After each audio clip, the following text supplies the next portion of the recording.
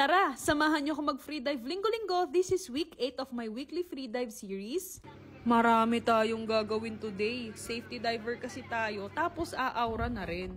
Salamat nga pala sa inyo sa patuloy nyong pagsuporta sa akin. Bale, 5,200 followers na ako dito sa TikTok. Minanifest ko talaga yan, katulad ng wetsuit na to. Dati, paulit-ulit lang ako ng wetsuit. Ngayon naman, naka-true dive na ako.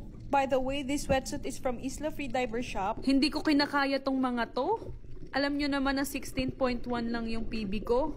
Pero itong sine-safety dive ko, nag-15 meters. Ito naman si Camille, nagsi-safety diver din siya today. Birthday nga pala niyan, i-follow nyo na rin siya.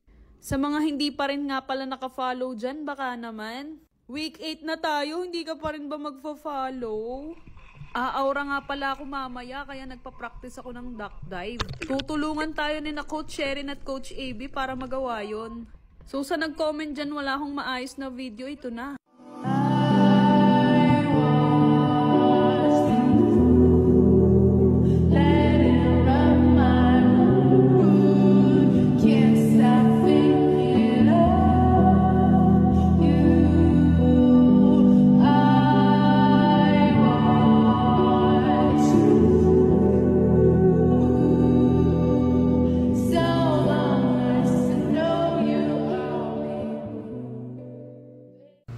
Grabe, may aura video na rin naman ako, pero sobrang hirap pala. Samahan nyo na lang ako sa week 9. See you next week, guys!